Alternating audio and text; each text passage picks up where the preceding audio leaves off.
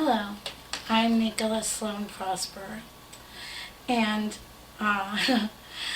today I am announcing or launching my new YouTube channel, which is She, Me, Her, We. The name is actually just inspired by the Beatles song I, Me, My. So I started talking she, me, her, she, me, her. And then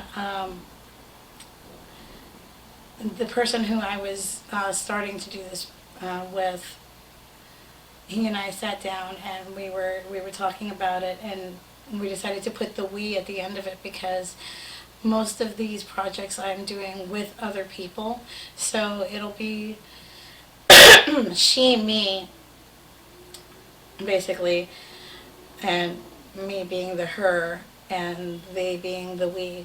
So I had to add the we on there because for the most part I'm not doing this entirely alone. So for the most part I'll have help on screen, or I'll have other people over and we'll be talking, and it'll be a conversation between not just us but us and another person, so there will be a we to speak of. That being said, I am now taking the page I currently have all of my videos on. I will be putting that as private, and that will be my own personal video dump for my diary, Dear Diary bullshit, all the thoughts that are running around in my head, possible projects and things like that that I might want to work on later on, kind of like my to-do list or my half-assed thoughts, things that I am not quite sure on yet, things that I have not finalized, because this will be my temporary page, whereas the other one, She, Me, Her, We, will be my permanent page, and that's where I will be putting all of my official work and business stuff on.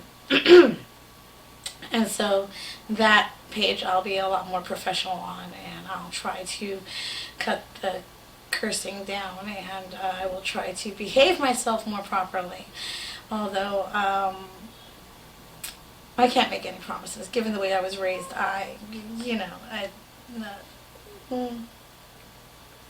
Yeah, we'll see how good that goes.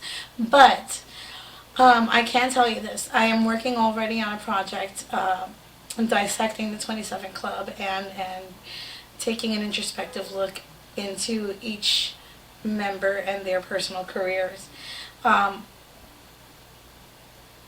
Each musician on the 27 Club list, and I'm going to be looking at their careers specifically and individually. Just because it's something that I've always taken an interest in, something I've always wanted to look into, and because I know that there are so many more artists on that list than anyone even knows, and so I want to really get into that list. Not just because of Kurt. I mean, Kurt, I've seen documentaries on him, and I mean, he's not the only artist on there. Jim Morrison, Janis Joplin, Hendrix. I mean, there are some that I've heard the stories of to death, and I know more about them than I really care to know.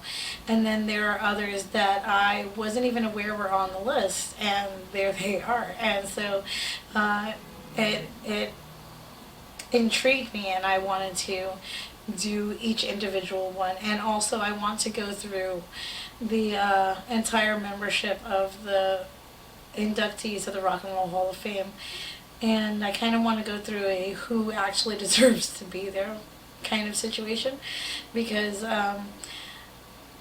I've had conversations with many people actually over this entire situation, but in recent years I've noticed that there are people that have been added to the Rock and Roll Hall of Fame who have no business being there, mainly because they have had no contribution to rock and roll history. And that is my beef with them. It has nothing to do with their accomplishments in life. They've accomplished plenty and have great careers.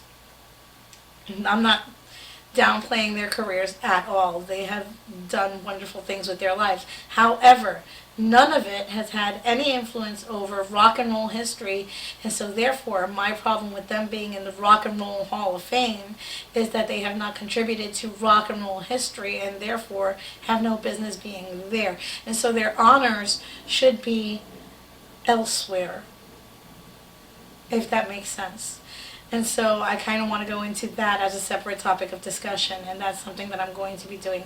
But this is all going to be on the side of the the Girl They Call Pepsi project, which I still want to interview people that I've known from when I was a teenage runaway, people that I knew when I was road tripping across the country, people that I know from everywhere, all sorts of walks of life, people that have touched my life that you generally wouldn't see in the life of someone who was just a teenage runaway or the child of so and so and such, you know what I mean?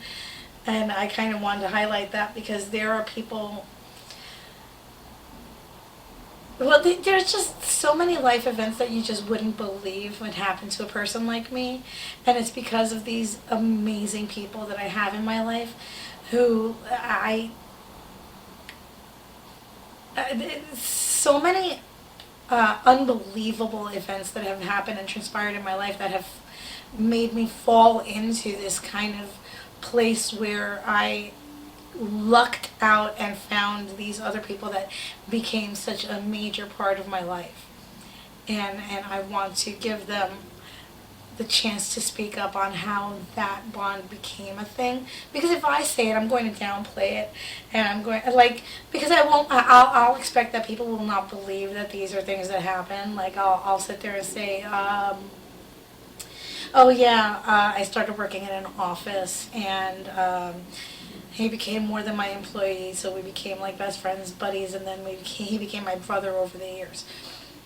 But what the things that you won't see about this situation is that I helped him through 5 psychotic girlfriends, and somehow I helped him come clean off of whatever drug it was that he was on, and he relied on me very heavily for a couple of years, and then when I needed, and I withdrew, because every time I do that, I withdraw, he caught me and called me out on it, and he forced me to take the help because he knew that I wouldn't take it. And he forced me to take it because, in his words, I forced him to take my help, and so it was quid pro quo, by force if necessary. And so, yeah, those little unbelievable stories in my life that most people will sit there and be like, well, that would never happen, or he would never be that way.